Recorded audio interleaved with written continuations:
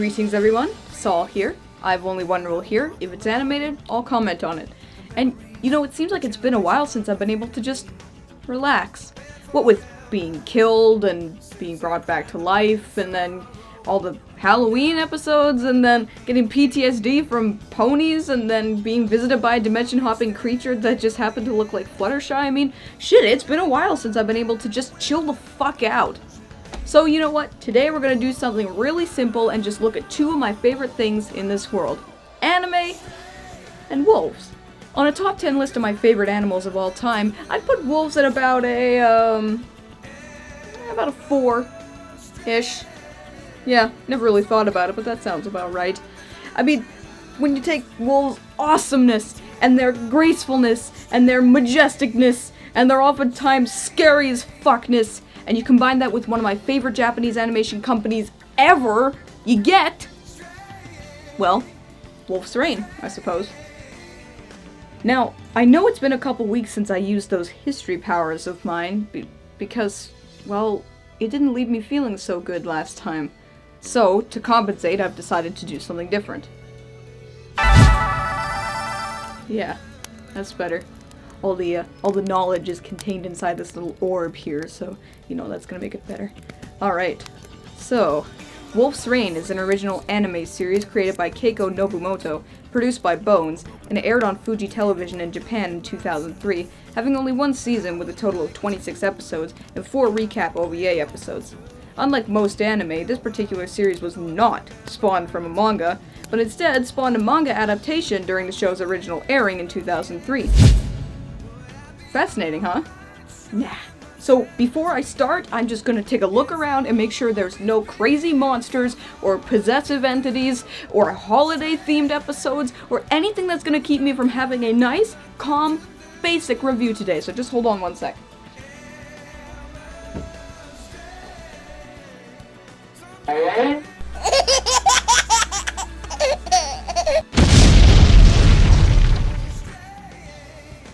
Damn it! Well, I guess I'm gonna have to be on fucking recon this whole time. Make sure no one else invades my show. Anyway, I'll be keeping my eyes peeled. So let's take a look at Wolf's Rain.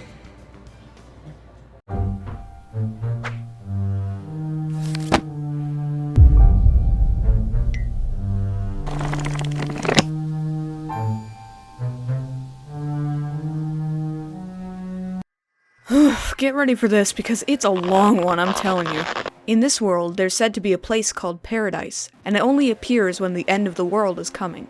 However, it is said that Paradise can only be opened by wolves, but like the fucking dumbasses humans are, wolves have been hunted to apparent extinction, though the few remaining wolves stay alive by giving off an illusion that makes them appear human.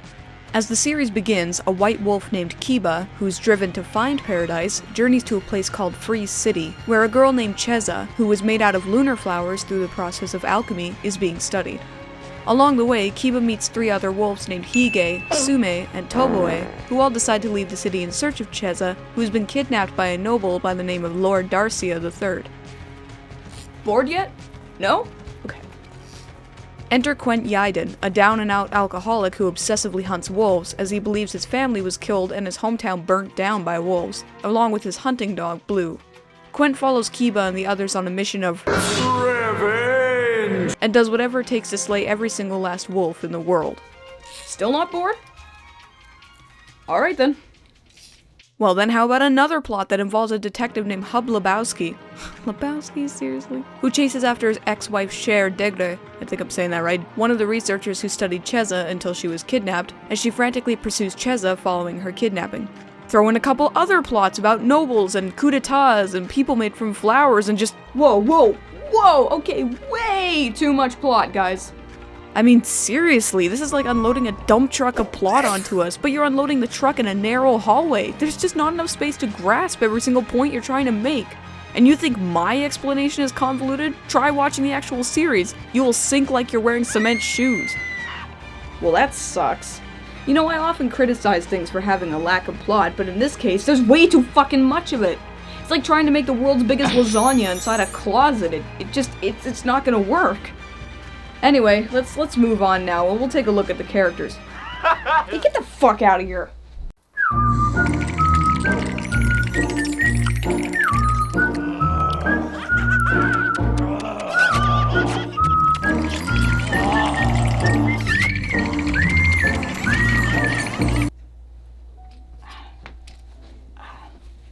Alright, so coming off a little bit suffocated from the plot, we're going to talk about the characters now.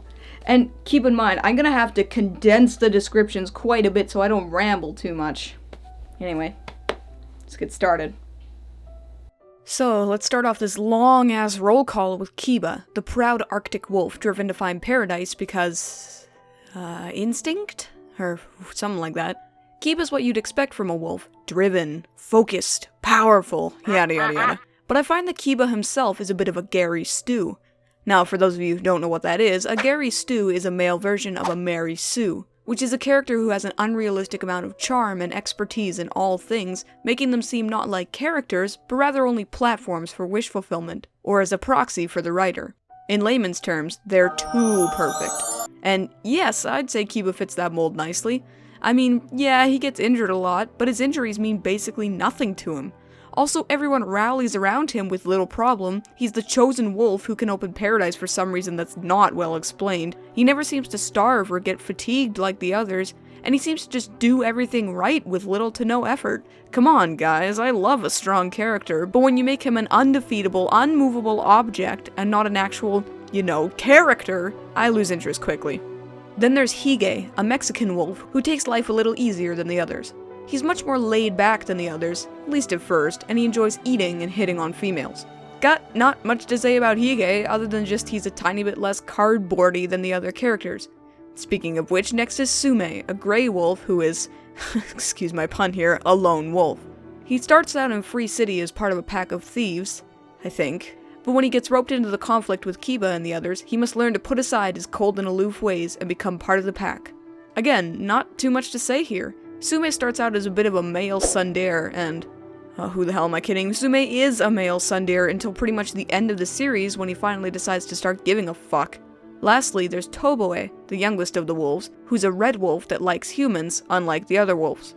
Toboe begins as a naive and scared little pup, but gradually learns to run with the pack and be the strong wolf he was meant to be. Again, not much to say here, which is really a shame. You would think, for wolves who can appear as humans going on a quest of epic proportions, that they'd try to make their characters at least a little bit more interesting, but nope. We gotta just shove more characters into that blender. And keep in mind, we all know that just haphazardly adding more ingredients to a blended drink always makes it more tasty. As for the other characters, there's Quent Yaiden, an alcoholic who supposedly lost his family and home to the wolves. Quent pursues Kiba and the others on their merry way to paradise and tries to, murder them all. Quent himself is a brusque and defeated shell of a man and could actually be interesting in a sorta Max Payne kind of way. In fact, I'd say that he'd be much more interesting in his own anime, but I'll get to that in a bit. But, crammed in with the other characters desperately vying for legroom, again, there's not two drips of shit to say about him. Then we've got Blue, Quent's dog and faithful companion who helps hunt down wolves until she discovers that she herself is half-wolf, and joins Kiba and the others on their quest to paradise. Sort of. I don't really consider that spoilers because it's pretty damn obvious, look at her, she's clearly a wolf. Anyway, Blue, in her human form at least, is kinda... well... fuck it, she is smoking hot. I'm talking leg humping like a dog hot. But in terms of character, hey, you wanna spin that wheel and see if there's shit to give? No? Well, you're smarter than you look, chap. Following along, there's Hub Lebowski and Cher Degre, who only complement each other's blandness in an almost magical way. Hub is a detective who gets embroiled in the search for Cheza in paradise when he sets out to find his ex-wife Cher, who is herself a researcher of Cheza and all things wolf-related, I think. Well, something to do with the Book of the Moon anyway. Again, same with Quent. If they could inhabit their own anime instead of muscling their way into this one, Hub and Cher could theoretically be much more interesting and leave much more of an impact. But as they stand, they're just another couple little withering cherries in the overcrowded blender. The only one who comes even close to being interesting is Cheza, a girl made from a lunar flower who helps lead Kiba and the others to paradise. Cheza treats the wolves kindly and is generally a fairly upbeat character without being too annoying like other upbeat female anime characters. Not to mention, you do feel some sympathy for her when you see all the shit she goes through, which, considering this roster of dusty paintings on the wall characters, I think is a bit of an accomplishment. So, lastly, let's trot out the villains. Oh no, sorry, that's not right. I should say villains. Yeah, this is your villain here. Lord Darcia III, whose goals include... fuck if I know. Seriously, I don't understand this guy.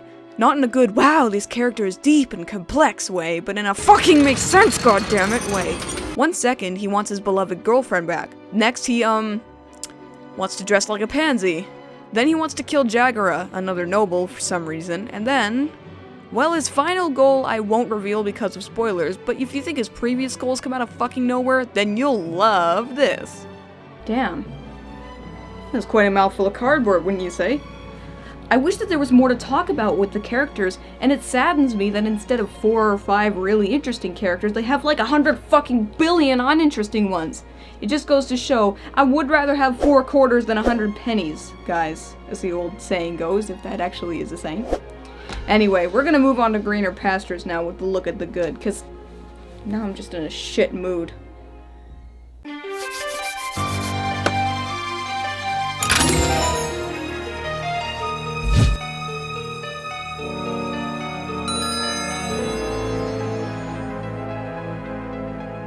Now, luckily, despite the crap that I've given to the characters, I actually do have some good things to say about this series, unlike a certain other wolf-related thing I reviewed recently. Kill it with fire!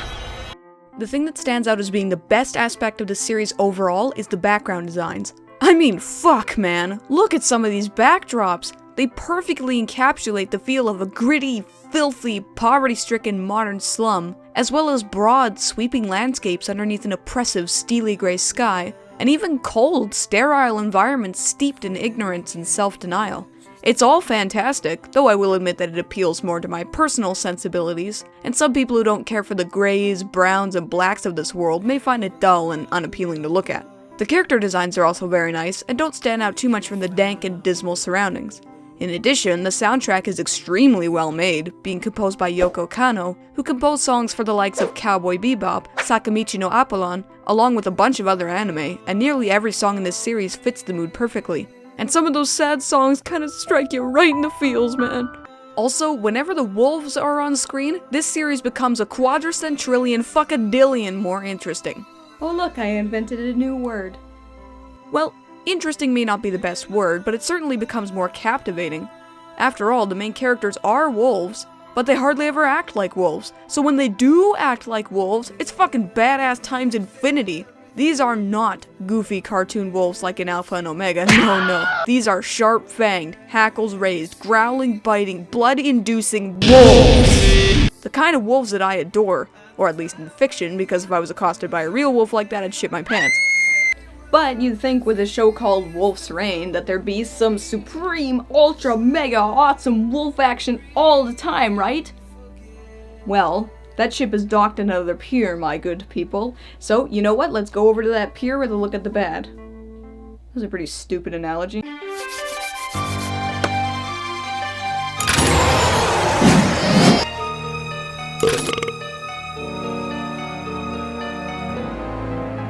Now, this is a series that I wish I didn't have a laundry list of things to talk about in this bad section here, because I really do want to like it. But if I have to be honest with myself and all you good people out there, I do have to talk about them. And here we go. First off, this plot.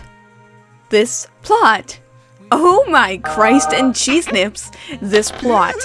Now, listen to me, when it comes to convoluted plots, I absolutely love them. Finding how pieces of a plot all fit together in the end, as well as catching on to hidden meanings and subtle clues and all that wonderful shit is absolute ecstasy to me. But this series offered no ecstasy, but instead a big smelly doobie of confusion. To put it simply, this plot switches tracks more than Thomas the fucking Tank Engine. Every single one of these plots alone could fill its own anime, as I said before. But trying to squirts them all into a 26 episode run is just too fucking much, and it leaves you feeling overwhelmed. Now, don't get me wrong, I'm the kind of person who can actually recite to you, by heart, the chronology and events of the entire Kingdom Hearts series, except Dream Drop Distance because fuck that game. So grasping convoluted plots is no problem for me, but for fuck's sakes, I can't figure any of this shit out.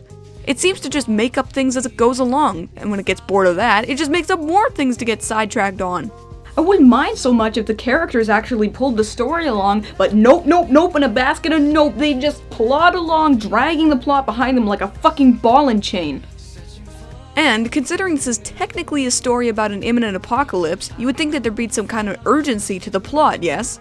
Well, no, because there's no time frame given as to how long Kiba and the others have to make it to paradise, and there's no context or reason once the world starts to actually end closer to the conclusion of the series. I know I'm mostly just rambling about the plot here, but in a world like this where there's a shitload of potential, to see it wasted is a terrible sin, at least to me. But I shall speak no more of this, because I've said enough. Another thing that's a pretty big scar on this series' face is how the wolves transition into being humans. There's no indication as to how the wolves go from appearing as wolves to appearing as humans, but they can do it in literally a split second. Plus, they do numerous things all throughout the series that are completely impossible for a wolf to do, but nobody ever gives even a clue as to why. And why is it that they appear human in the first place? Now, I completely understand around actual humans they need to disguise themselves, but when it's just them in the open world with no people anywhere nearby, they still appear as humans. Honestly, the wolves appear human for about 95% of this whole fucking series. That's not even a joke. Gee, for a show called Wolf's Rain, it sure doesn't have a whole lot of wolves in it. Oh, and while I'm at it, the ending, again, makes no fucking sense, but it presents itself like it's been obvious all along, which is not true in the slightest. Again, no spoilers here, but all throughout the series, there's hardly any threat to the supposed end of the world thing that's going to happen. It kind of just waits around until the characters have wasted enough time. To put it in simpler terms, it's like entering an address on a GPS, but instead of taking the quickest route, it throws you on the longest fucking route possible with the most tolls and detours and construction areas until you reach your destination. Then, it makes you turn all the way around and do it again. Make sense? Yeah, me neither. Yikes. I went on a bit of a ramble fest there. So, yeah, let's get this puppy all nice and tied up with a look at my least favorite and favorite episodes of this dog of a show. Oh, you get it. Oh, you get it. The dog. The dog is a woman. Now, I just want to make something clear before I start here. The 4 recap episodes in the middle of the series have been omitted. You know why? Because I hate recap episodes like I hate Donald Trump, but that's not the only reason. It's because they don't really have their own self-contained 22-minute plot, so they're gone. What is included, though, are the 4 OVAs, since they serve as the true ending to the series. You got that? Alright, well anyway, my least favorite episode in this series is Heart of the Black City. In this episode, Kiba and the others, along with Cher and Blue, arrive in a city where Cheza is being held by Jagara. While Kiba and Sume try to find their way into Jagara's keep, Hige and Toboe search for info, but Hige starts to have pains in his head that may relate to the city itself. The reason why this episode is my least favorite is because it mostly just consists of mundane dialogue and Hige experiencing pain, but not in an awesome Generator Rex way, but in a boring "shut the fuck up" kind of way. Not entertaining, not suspenseful, not worth anything at all.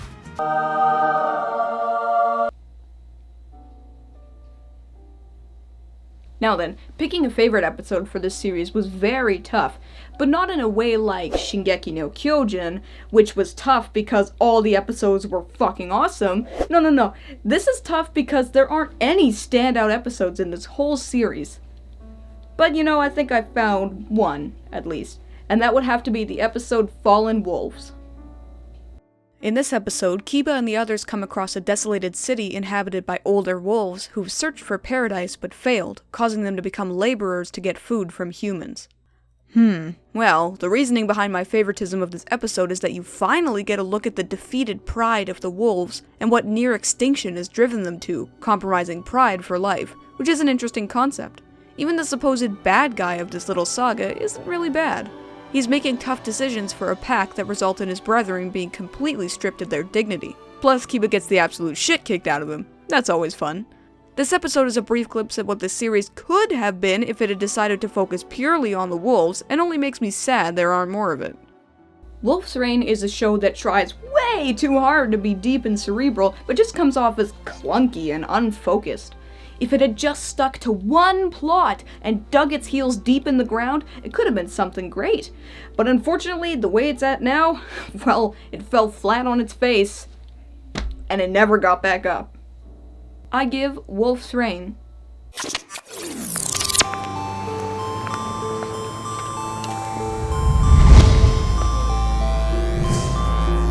2 eyes out of 5.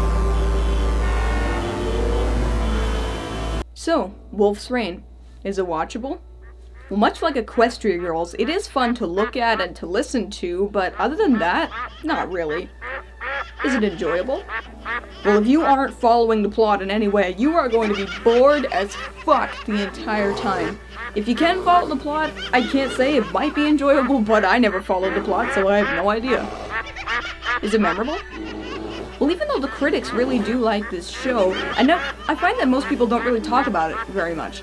And, to be honest, I don't really blame them. Alright, get the fuck out of here!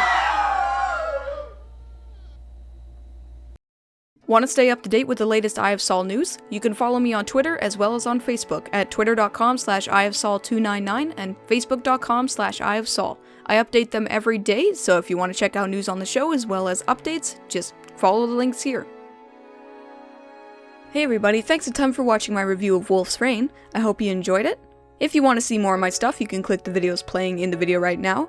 Or if you would, drop a like, or a share, or a subscribe to my channel. I would really appreciate that as well, because it really does make me smile every time you do that. Plus, if you want to check out my various social media platforms, you can see the links there on the screen for you, as well as in the description, to see my Twitch channel, Twitter page, and my Facebook fan page. Have an idea for an animated series or movie you want me to comment on?